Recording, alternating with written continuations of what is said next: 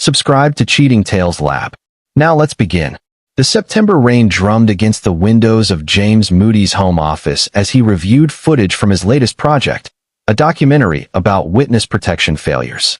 At 42, James had built a reputation for hard-hitting investigative documentaries that exposed corruption and gave voice to the voiceless. His work had won awards, but more importantly, it had changed laws and freed innocent people. Tonight, though, his mind wasn't fully on the screen. His wife Marjorie had taken their 10-year-old son Toby to her parents' house for the weekend, and the silence felt wrong somehow. His phone buzzed at 9:47 p.m. Toby's name flashed on the screen. "Hey buddy, everything okay?" James answered, already sensing something off. "Dad." The whisper was barely audible. "Come get me. Bring the police." James's blood went cold. "Why? What happened?" "I can't talk. They're coming back." The line went dead. James was out the door in 30 seconds, not even grabbing a jacket. He dialed 911 as he drove, but the operator's questions, "What's the emergency? What did you see?" couldn't be answered. James had nothing concrete, just a terrified child's whisper. He hung up and pushed his car to 90 miles per hour through the rain-slicked streets. The Oliver house sat in an affluent suburb 40 minutes away. James made it in 12. The house loomed dark against the night sky. Not a single light burned in any window. James's hands shook as he tried the front door, unlocked. He pushed it open slowly. "Toby," he called out, his voice echoing through the darkness. "Dad, down here." The voice came from below, from the direction of the basement stairs. James descended, using his phone's flashlight to navigate the wooden steps. The basement had always been off-limits, even to Marjorie. Her mother Bernadette claimed it was just storage for her late father's things. Kermit Oliver had died 3 years ago from what everyone believed was a heart attack. The basement was vast, far larger than the footprint of the house above suggested. James's light swept across the space, and his breath caught. Toby stood in the center of the room, surrounded by an array of monitors, filing cabinets, and walls covered with photographs. But these weren't family photos. The images showed people, dozens of them, in compromising positions. Affairs, drug use, financial crimes captured in high definition. One wall was devoted entirely to what looked like evidence boards, with names, addresses, and dollar amounts written in neat handwriting. "I came down looking for the bathroom," Toby said, his voice small. "The upstairs one was locked. I found the door behind the bookshelf and, Dad, what is all this?" Before James could answer, the lights blazed on. Bernadette Oliver stood at the top of the stairs, her silver hair perfectly coiffed despite the late hour.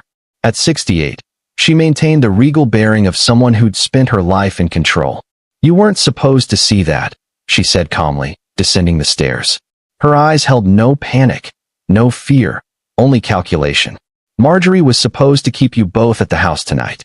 I specifically told her to make sure you were busy. Where is my wife?" James demanded, stepping protectively in front of Toby. "Upstairs, sleeping. I gave her something to help her rest. She's been so stressed lately, poor dear." Bernadette reached the bottom of the stairs. "Put your phone away, James. We both know you're not going to call anyone. You're blackmailing people." Such an ugly word. I prefer to think of it as insurance collection. These people have all done terrible things. I simply ensure they contribute to causes I deem worthy. And before you get any heroic ideas, look at Monitor 7. James's eyes followed her gesture. The screen showed a compilation of images, James himself, in situations he'd thought were private, meeting with confidential sources, accepting cash payments for information, moments that could be taken out of context and spun into a narrative of corruption. "You've been doing this for years," James breathed. "How long? Does it matter? What matters is that you understand the situation. I have leverage over 43 individuals, including 2 police chiefs, a district attorney, 3 judges, a senator, and now you.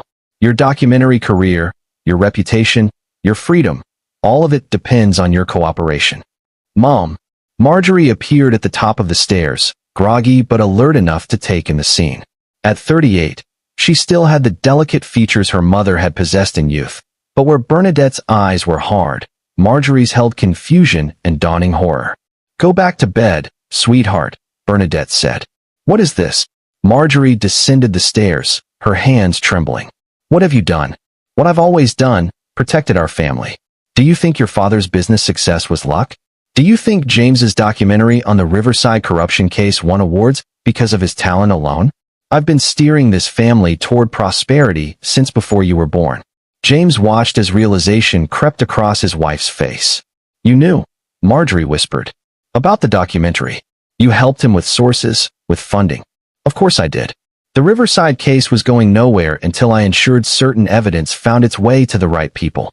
Your husband got his Emmy, the corrupt officials went to prison, and I gained leverage over everyone involved. Everyone wins. Except the people you're blackmailing, James said. Bernadette smiled. Those people are criminals, James. Adulterers, thieves, abusers. I'm simply making them pay for their sins. The money goes to good causes, charities, scholarships, community programs. I'm practically a philanthropist. Let us leave, James said. We won't say anything. We'll forget this ever happened. Will you, though? Bernadette moved to one of the filing cabinets and withdrew a thick folder. Because I know you, James Moody. I've studied you for 7 years, since before you even met my daughter. You're a crusader, a truth seeker. It's what makes you so good at what you do. It's also what makes you predictable. She opened the folder, revealing photographs of James's own family. His sister Carol Collins, struggling with addiction after her husband's death. His mother Maria Moody, living in a modest assisted living facility. I have contingencies, Bernadette continued. Your sister's recovery is fragile. One word to her employer about her past, and she loses her job, her insurance, everything. Your mother's facility is expensive. What would happen if the payment stopped? James felt Toby grip his hand tighter. His son had witnessed this entire exchange, was learning exactly what kind of monster his grandmother was. You're going to continue your life exactly as it was, Bernadette said. Marjorie and Toby will visit me as usual. You'll make your documentaries. And when I need something, a specific story told or buried, a source protected or exposed, you'll do it. That's the cost of everyone you love staying safe. And if I refuse, then everyone learns the truth about James Moody. The documentarian who accepted bribes, planted evidence, manipulated stories for personal gain. Even if you prove it's false eventually, the damage will be done. Your career will be over. Your family will suffer. And I'll still be here, running my business, because you'll have no credible way to stop me. The silence that followed was broken only by the hum of the monitors and Toby's quiet breathing. James looked at his son, at his wife, at the woman who'd orchestrated their lives like pieces on a chessboard. I understand, James finally said. Bernadette's smile widened.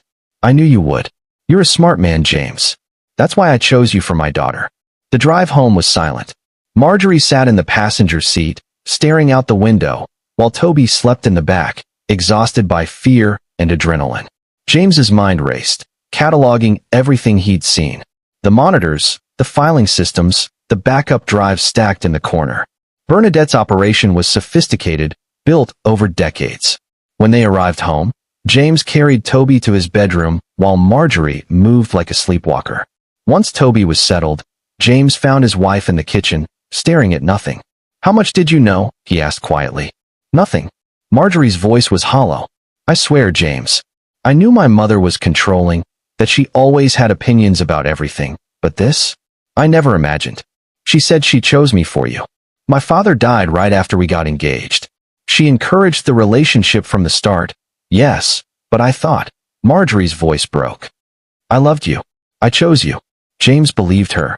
He'd spent years documenting liars and could spot deception in a heartbeat. Marjorie was a victim too, her whole life potentially manipulated by a woman who saw people as assets. What are we going to do? Marjorie asked. James pulled her close. I'm going to think. I'm going to plan.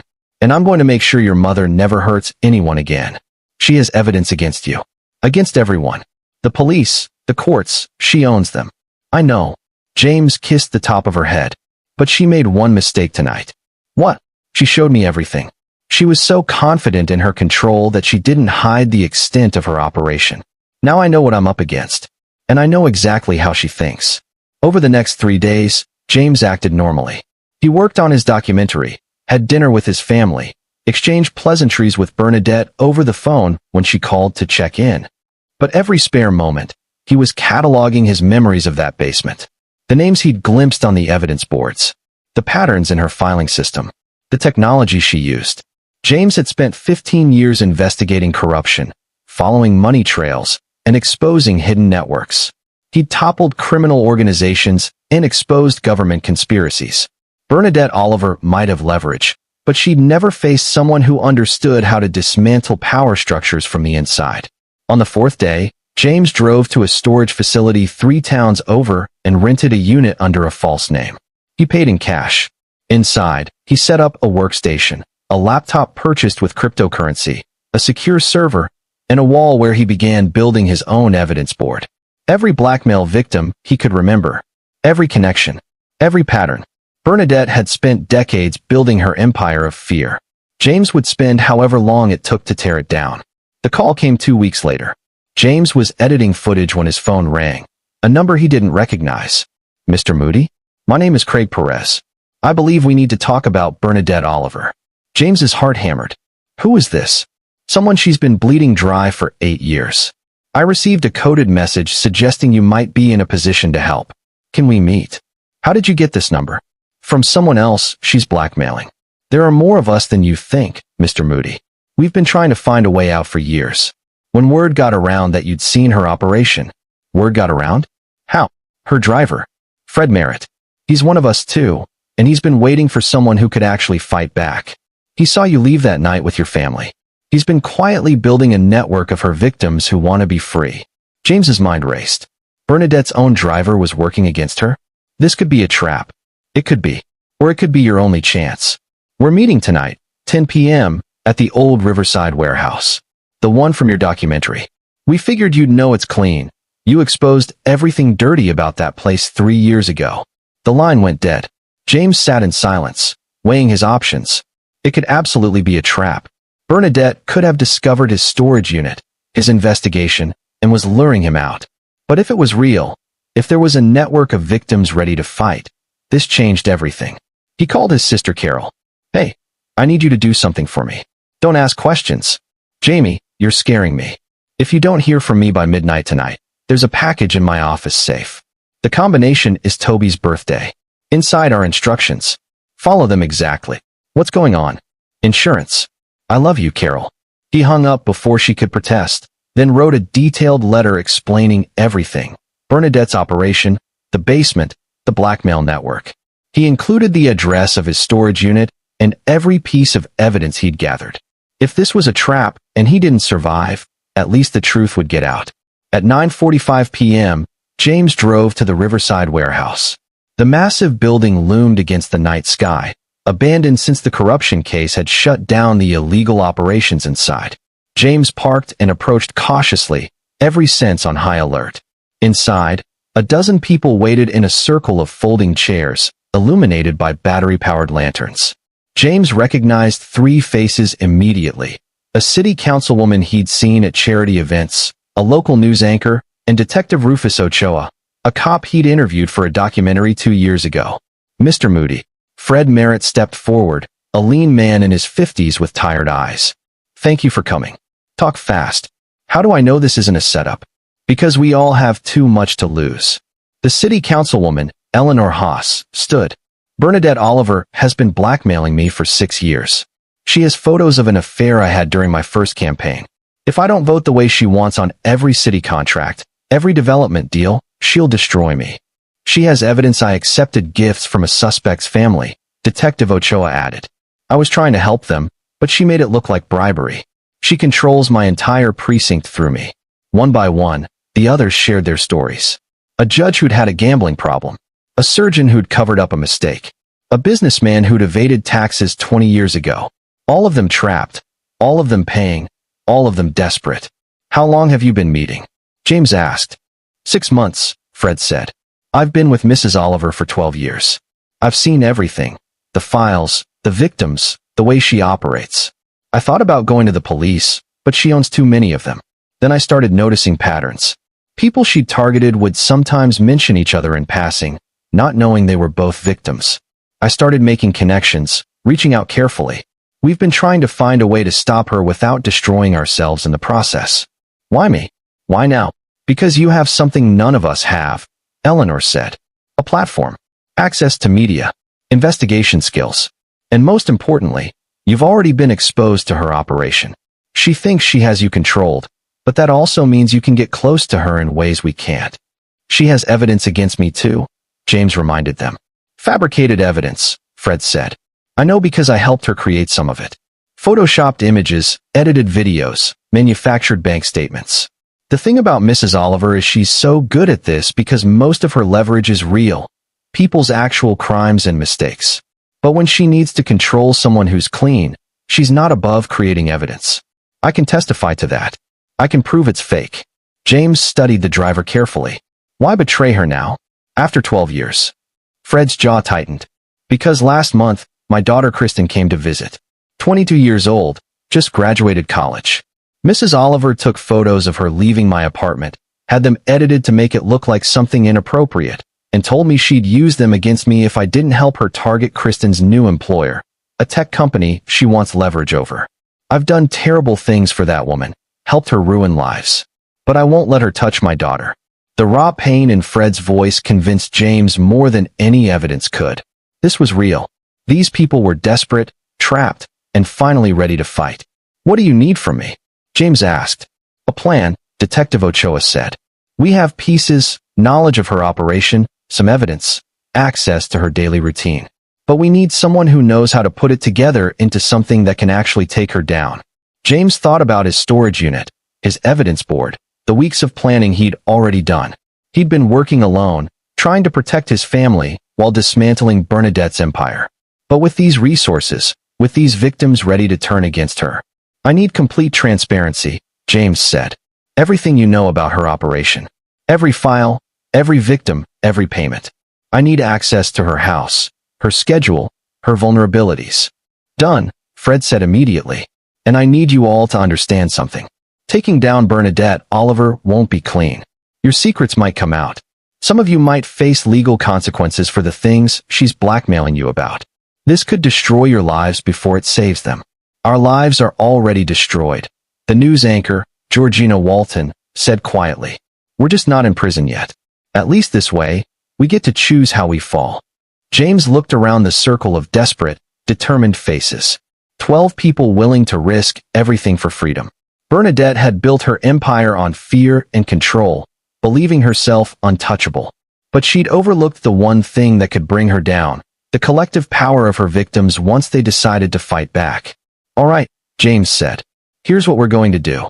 Over the next month, James orchestrated the most complex investigation of his career. Fred provided access to Bernadette's schedules, her movements, and most crucially, her digital systems. The woman who'd built an empire on blackmail had ironically trusted her driver with administrative passwords, never imagining he'd betray her. James learned the full scope of her operation. 43 victims, as she'd claimed, but the network went deeper. Bernadette had been running this operation for 34 years, since her husband Kermit's business had failed in the early 90s. She'd started small, blackmailing a few wealthy neighbors, but had systematized it over decades. Kermit's heart attack 3 years ago had actually been suicide. Fred revealed that the man had discovered his wife's operation and couldn't live with the knowledge of what she'd become. Marjorie took the revelation hardest. Her entire childhood had been built on money extorted from desperate people. The charitable foundation her mother ran, funded by blackmail. The prestigious schools Marjorie had attended, paid for with other people's misery. Every happy memory was poisoned by the truth. But Marjorie's pain hardened into resolve. She began working with James, using her insider access to her mother's life to gather additional evidence. She photographed documents during visits, recorded conversations, and slowly built a case from the inside. The breakthrough came when James discovered Bernadette's true weakness, her ego. The woman documented everything because she wanted a record of her power. In a hidden safe in her bedroom, revealed by Fred, she kept physical proof of every crime, every payment, every piece of leverage. It was her insurance policy, but it was also her vulnerability. She's paranoid about digital evidence being hacked, Fred explained during one of their late-night meetings at the warehouse. So she keeps the most damaging material in hard copy. Bank records, original photos, signed confessions. Everything. We need that safe, James said. Getting into her bedroom would require a family emergency. Marjorie interrupted. Something that would pull her away from the house long enough for someone to access the safe. James looked at his wife. You're sure? She destroyed my father. She's been using me my entire life. She threatened my son. Marjorie's eyes were steel. I'm sure. They spent 3 weeks planning. Detective Ochoa provided intelligence on Bernadette's security systems. Eleanor used her position on the city council to ensure certain building inspectors would be looking the other way at crucial moments. The surgeon, Wendell McCarty, agreed to stage a medical emergency at a charity gala Bernadette was attending. Fred would drive her to the hospital, keeping her away from the house. Meanwhile, James would break into the safe, document everything, and create copies of the evidence. But they needed more than just evidence. They needed a way to release it that couldn't be stopped or traced back to them. Bernadette had too many powerful allies. The solution came from an unexpected source. Ignacio Wolf, a tech entrepreneur Bernadette had been blackmailing for 4 years, revealed he'd been developing a decentralized data distribution network for whistleblowers. It's designed to release information across multiple platforms simultaneously, impossible to stop once activated. I built it because of her, actually. I just never had the courage to use it. Can it handle this much data? James asked. Terabytes. Documents, photos, videos, everything. And it releases to news organizations, social media, law enforcement databases, all at once.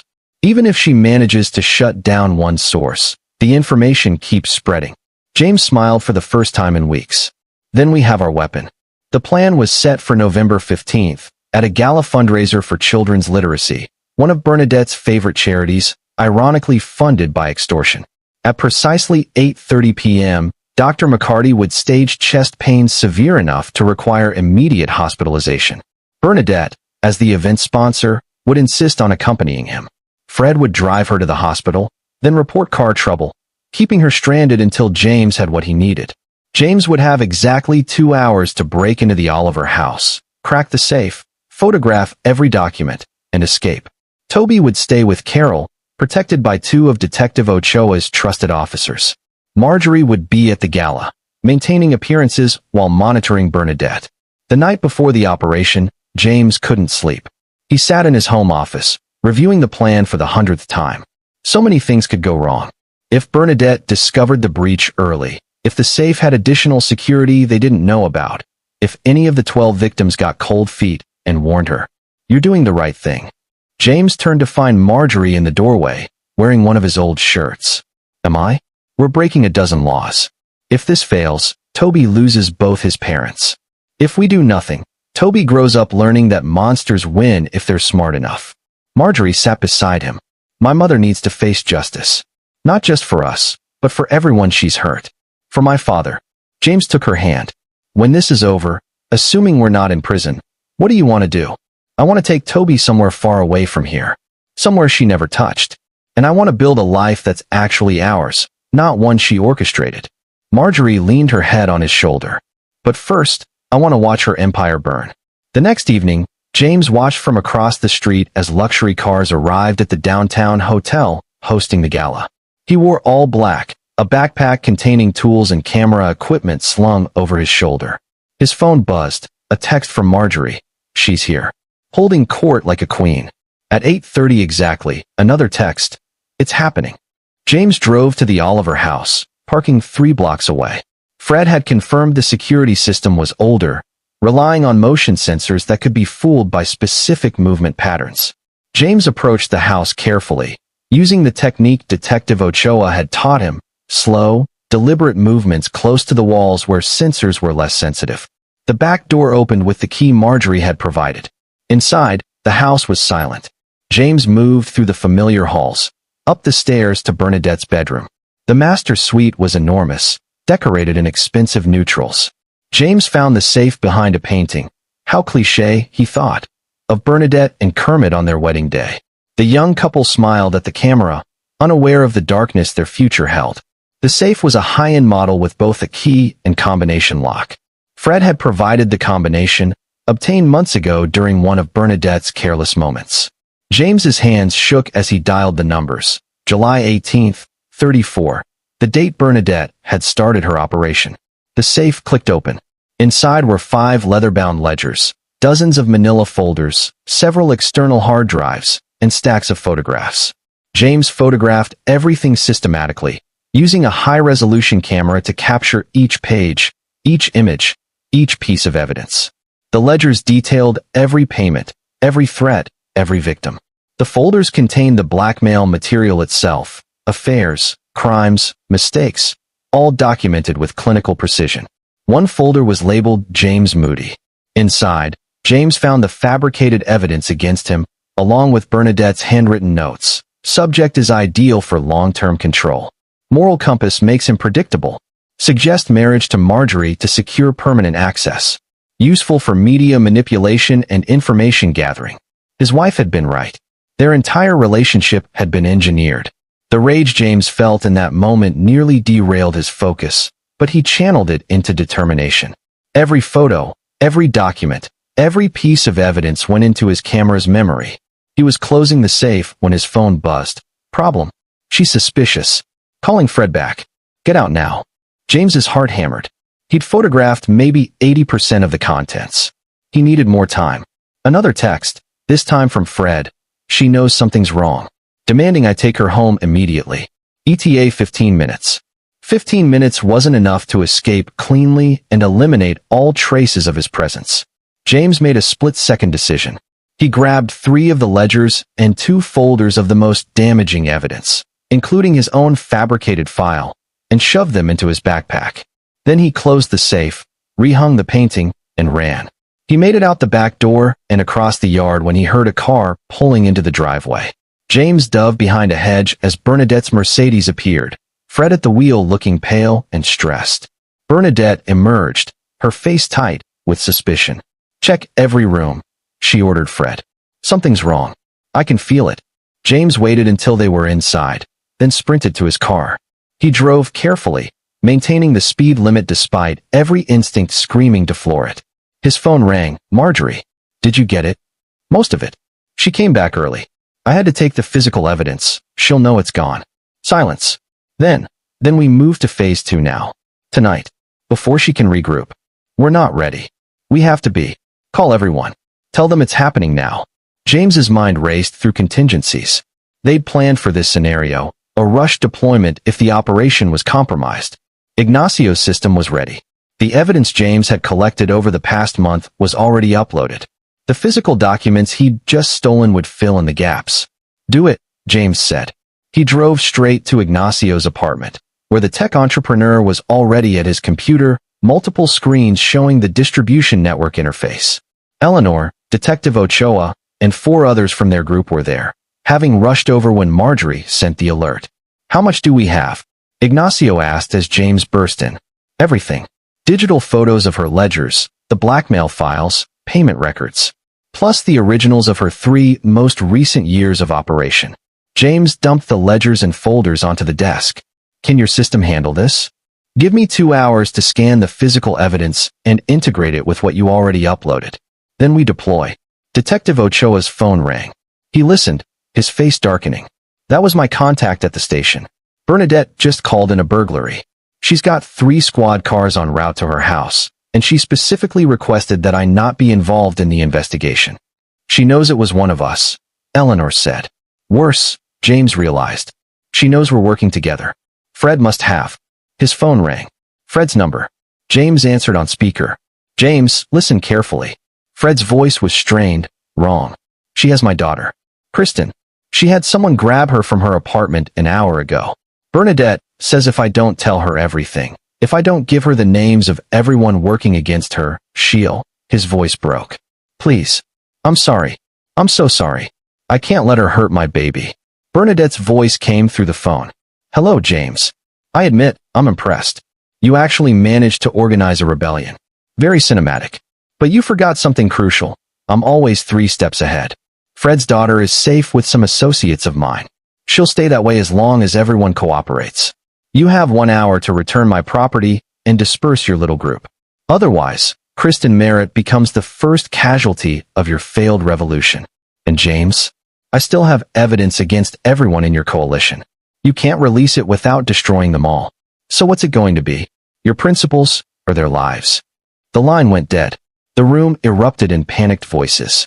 Someone was crying. Detective Ochoa was calling his contacts, trying to trace Kristen's location. Eleanor sat down heavily, her face ashen. She wins, Wendell McCarty said quietly. She always wins. No. James's voice cut through the chaos. Everyone quiet. We have one advantage. She doesn't know how far we've gotten. She thinks we're still gathering evidence, that we need more time. She doesn't know Ignacio's system is ready. But it's not, Ignacio protested. I need 2 hours to integrate. Then we deploy what we have. The photos I took tonight, the evidence I've been gathering for weeks. It's incomplete, but it's enough to cause chaos. Enough to make the authorities look at her seriously. And Kristen dies. Fred's voice came from James's phone. The call hadn't actually disconnected. Bernadette had left the line open, letting them hear Fred's despair. You'll kill my daughter to make a point. James closed his eyes, thinking fast. Bernadette's mistake was believing he'd choose between justice and an innocent life.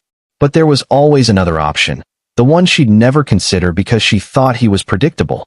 Ignacio, can your system send files to specific recipients instead of broadcasting everything?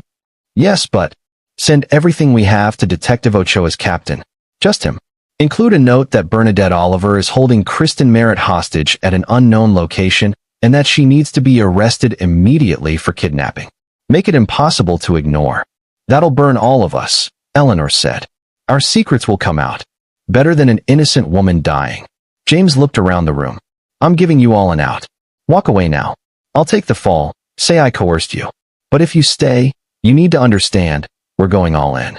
Our secrets, our careers, everything. We exchange our controlled destruction for her complete downfall. One by one, they nodded. Even Eleanor, who had the most to lose, straightened her shoulders and said, do it. Fred, James said into the phone.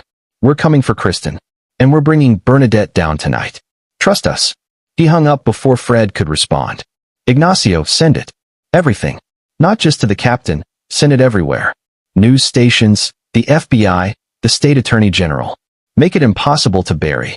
That's not the plan. The plan changed when she took a hostage. Send it all. Ignacio's fingers flew across the keyboard. Windows opened and closed on his screens. File transfer bars crept across displays. It's going to take 15 minutes to upload and deploy across all channels. Then we have 15 minutes to find Kristen. James turned to Detective Ochoa. You said Bernadette has associates. Who? She's used the same security company for years, Bolton Security. They handle her home security, personal protection, the works. Ex-military types. Not particular about the legality of their work. Where would they take someone for leverage? Ochoa thought for a moment. Bolton has a storage facility they use for equipment. It's isolated, secure. If I was going to hold someone, that's where I'd do it. Address. James, we can't. Address. Ochoa rattled it off. James was already heading for the door. Call your captain, tell him everything. Make sure he knows there's a hostage situation. And Ignacio, don't stop that upload no matter what happens. Eleanor grabbed his arm. You're not going alone. I am. The rest of you need to be here, on record, cooperating with authorities when this breaks. If I'm the only one who goes off mission, the legal exposure is minimized for everyone else. Before they could argue, James was gone, running to his car. The storage facility was 20 minutes away. The data upload would complete in 12. He had a narrow window to extract Kristen before Bernadette realized her empire was burning. James pushed his car hard, running red lights and weaving through traffic. His phone buzzed constantly, calls from Marjorie, from the group, from numbers he didn't recognize. He ignored them all. The storage facility was a squat concrete building surrounded by chain-link fence. A single guard sat in a booth at the entrance, looking bored. James drove past, parking a block away. He approached on foot, staying in the shadows. The fence was easy to climb. James dropped into the facility's lot and moved between rows of storage units. Most were dark, but light showed under the door of Unit 47. James crept closer and heard voices inside. Two men talking about sports, sounding relaxed. He didn't have a weapon. He didn't have backup. What he had was surprise and desperation. James picked up a rock from the gravel lot and threw it hard at a storage unit 3 rows over. The clang echoed across the facility. Inside Unit 47, the conversation stopped. Check it out, one voice said. The door opened, and a large man in tactical gear emerged, holding a flashlight. James waited until he was 10 feet away, then stepped out of the shadows. Looking for me? The man spun, reaching for a weapon, but James was already moving. 15 years of documentary work had taken him to war zones, disaster areas, and dangerous places. He'd learned to fight out of necessity, studying under the same self-defense instructors who trained journalists in conflict zones. James ducked the man's grab, drove his elbow into the guard's throat, and followed with a knee to the gut. The man went down gasping. James took his flashlight and his radio, then zip-tied his hands with a cable tie from the man's own belt. Clearly, they'd come prepared for restraining people. The second guard emerged from the unit. "Rick? What's—" James hit him in the face with the flashlight. The man stumbled back, and James tackled him, both of them crashing into the storage unit. Inside, Kristen Merritt was zip-tied to a chair, her eyes wide with terror. The guard was bigger than James and trained. They grappled, knocking over boxes and equipment. The guard got on top, raining down punches. James blocked most of them, but his vision blurred. He was going to lose this fight. Then Kristen, still bound to the chair, hopped forward and brought the chair down on the guard's back. The man howled and rolled off James. James scrambled to his feet, grabbed a metal pipe from the corner, and brought it down on the guard's head. The man went limp. James cut Kristen free with the guard's knife. "Can you walk?" "I think so." "Who?" "Friend of your father's." "We need to go. Now." They ran for the fence. Behind them, James heard the first guard regaining consciousness, shouting into his radio. James and Kristen cleared the fence and reached his car as headlights appeared at the facility entrance. Bolton security reinforcements. James drove, checking his rearview mirror constantly. His phone buzzed. "Marjorie, it's everywhere. The news just broke. They're calling it the biggest blackmail operation in state history." "Good," James said. "Kristen's safe. Where's Bernadette?" "At the house. Police are surrounding it. She won't come out." James changed direction, heading for the Oliver residence. Kristen stared at him. "What's happening? What did my father get involved in?" "Your father is a hero," James said. "He helped take down a monster." The Oliver house was chaos when they arrived. Police cars, news vans, helicopters overhead with spotlights. James parked a block away and approached on foot with Kristen. Detective Ochoa met them at the perimeter. "She's barricaded inside," Ochoa said. "Won't talk to negotiators." "But James, it's working. The captain has assigned a task force. The DA is already drawing up charges. Every person she blackmailed is being contacted. Half of them are coming forward voluntarily now that the evidence is public." "Where's Marjorie? Where's Toby?" "With your sister." "Safe." Ochoa studied James. "You look like hell." "I feel worse." James watched the house, the lights burning in every window. "Does she know Fred is alive? That Kristen is safe? We haven't told her anything. She's alone in there, and she knows her world is ending." Fred Merritt appeared from behind a police cruiser, running to his daughter. The reunion was tearful. Fred looked at James over Kristen's shoulder and mouthed, "Thank you." An hour passed. 2. The standoff continued. Then, as dawn began to lighten the sky, movement at the front door. Bernadette emerged, immaculate in a tailored suit, her silver hair perfect despite the circumstances. She walked down the steps with her head high, ignoring the police officers approaching with weapons drawn. "I would like to make a statement," she announced, her voice carrying across the chaos. Immediately, cameras and microphones thrust toward her. She'd always known how to command a stage. "For 34 years, I have operated a business that held powerful people accountable for their crimes and indiscretions. I collected what they owed society and redistributed it to worthy causes. Millions of dollars to charities, scholarships, community programs. Yes, my methods were unconventional, but the results speak for themselves." "You destroyed lives," a reporter shouted. "I exposed people who deserve to be exposed. Adulterers, thieves, corrupt officials. Every person I targeted was guilty of something. I simply made them pay." "What about James Moody?" The evidence against him was fabricated. For the first time, Bernadette's composure cracked slightly. Her eyes found James in the crowd. "Mr. Moody is an exception. I needed someone I could control who had the skills to assist my operation. The evidence against him was insurance. So you framed an innocent man." "I did what was necessary. In any system of justice, There are occasionally innocent casualties. Detective Ochoa stepped forward. Bernadette Oliver, you're under arrest for kidnapping, extortion, blackmail, and about 40 other charges. You have the right to remain silent. I will not be silent. Bernadette's voice rose. You are arresting the wrong person. Every person I blackmailed committed crimes. They should be in handcuffs, not me. I was serving justice where the system failed. You were serving yourself, James called out. The crowd parted, creating a path between them. You used your husband's suicide to build an empire. You manipulated your own daughter's life. You threatened children. You're not a vigilante or a philanthropist. You're just a criminal who got good at justifying her crimes. Bernadette's mask finally shattered. You self-righteous fool. Do you think you've won? My lawyers will have me out in hours. The evidence you stole is inadmissible. Half the judges in this state owe me favors. You've accomplished nothing except ensuring your own secrets are public. How does it feel, James, knowing everyone now thinks you're corrupt? The evidence against me was fake, and Fred Merritt is prepared to testify to that in court. But even if it wasn't, even if I had to sacrifice my reputation to stop you, it would be worth it. Because unlike you, I understand that some things are more important than control. Police officers moved in, placing handcuffs on Bernadette's wrists. She didn't resist, but her eyes burned with hatred. This isn't over. Yes, James said quietly. It is. As they led her away, the crowd erupted, reporters shouting questions, cameras flashing, people cheering. James felt nothing but exhaustion. He'd won, but the cost was still being calculated.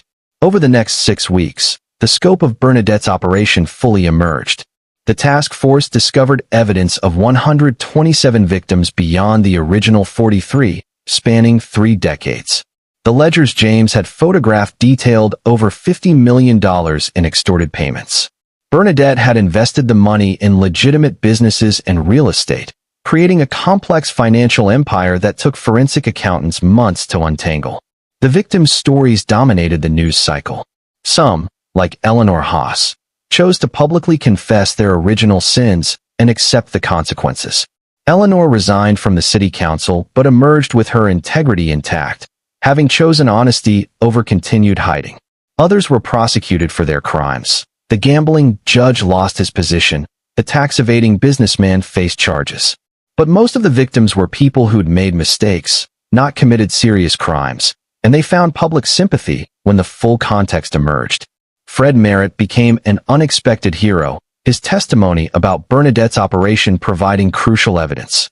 He'd kept detailed records of everything he'd done in her service, and his willingness to face consequences for his complicity helped bring down her network of accomplices at Bolton Security and other companies. James's fabricated evidence was debunked quickly. Ignacio's analysis showed the photoshopping and digital manipulation. Fred's testimony confirmed how it was created. James's reputation, rather than being destroyed, was enhanced. The documentary filmmaker who'd taken down a massive criminal conspiracy became a household name. Networks offered him deals for new series. Book publishers wanted his story, but James turned most of it down. He made one documentary about the experience, carefully edited to protect the victims who wanted privacy while exposing the full scope of Bernadette's crimes. The Emmy he won for it felt hollow compared to the satisfaction of seeing justice served. Marjorie struggled the most. Her mother's arrest, the revelation of how her entire life had been manipulated, the knowledge that her father had killed himself rather than live with his wife's crimes. It broke something in her. She spent months in therapy, working through the trauma while trying to shield Toby from the worst details. The divorce papers arrived at the jail where Bernadette was being held awaiting trial. According to Fred, who visited once to give his final testimony, she ripped them up without reading them. She still believed she'd done nothing wrong. The trial was a media sensation. Bernadette represented herself, firing 4 lawyers who tried to argue for plea deals. She used the courtroom as a stage, giving impassioned speeches about justice and accountability, portraying herself as a misunderstood crusader against corruption. The jury deliberated for 4 hours and found her guilty on all counts. At sentencing, the judge, a new appointment from outside the state to ensure impartiality, addressed Bernadette directly. You claim you were serving justice, but justice requires transparency, accountability, and fairness. You operated in secret, answered to no one, and showed no mercy. You destroyed lives not because those people deserve punishment, but because you could profit from their destruction. You are everything you claim to oppose. The court sentences you to 45 years in federal prison. Bernadette showed no emotion as bailiffs led her away. But as she passed James, seated in the gallery with Marjorie and Toby, she paused. "You'll never be free of me," she said quietly. "Every time you look at your wife, you'll remember that I chose her for you. Every success you have, you'll wonder if I engineered it. I may be in prison, but I'm still in your head." James met her eyes. "No, you're just in prison, and that's all you'll ever be again." 6 months after the sentencing, James stood in the living room of a new house in Vermont, hundreds of miles from the Oliver estate and its poisoned memories. Toby was at school, making friends who knew nothing about the scandal. Marjorie was teaching art at a local college, rediscovering a passion her mother had discouraged as impractical. Carol had moved nearby, 2 years sober, and working as a counselor for other recovering addicts. James's phone buzzed, a message from Fred Merritt, who was serving his own sentence at a minimum security facility for his role in Bernadette's operation. "Kristen graduated today. Top of her class. Thank you for giving her that chance." James smiled and typed back, "You gave it to her. You chose to fight." He looked out the window at the mountains in the distance, at the clean snow covering the ground, at the world unburdened by Bernadette Oliver's schemes. The scars would always be there, the knowledge of how their lives had been manipulated, the years they'd lost to her control. But they were free now. They'd earned that freedom through courage, sacrifice, and the willingness to risk everything for truth. Marjorie emerged from her studio, paint on her hands and a rare smile on her face. "Come see what I finished." In the studio stood a large canvas. The painting showed a house, the Oliver estate, but rendered in abstract, violent strokes, the structure fragmenting and dissolving into light. It was cathartic, a visual representation of their liberation. "It's perfect," James said, pulling her close. "It's the last one," Marjorie replied. "I've been painting our trauma for 6 months. This is the final piece. After this, I paint new things. Beautiful things. Things that are ours." That evening, as they had dinner together, a real family, unmanipulated and authentic, Toby asked a question that had clearly been on his mind. "Dad, do you think Grandma will ever admit she was wrong?" James considered lying, offering comfort. But his son deserved truth. "No, buddy. Some people can't see their own mistakes. They build walls of justification so high they can't see over them. Your grandmother convinced herself that being powerful was the same as being right. But you proved she was wrong. We proved it. You, me, Mom, Fred, and everyone else who was brave enough to stand up. One person can't fight someone like her alone.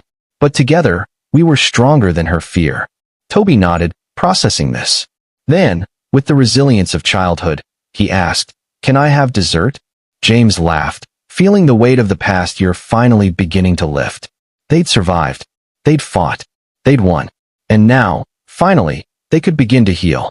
Outside, snow began to fall, covering the world in white, pristine and new. This is where our story comes to an end. Share your thoughts in the comments section. Thanks for your time. If you enjoy this story, please subscribe to this channel. Click on the video you see on the screen, and I will see you there.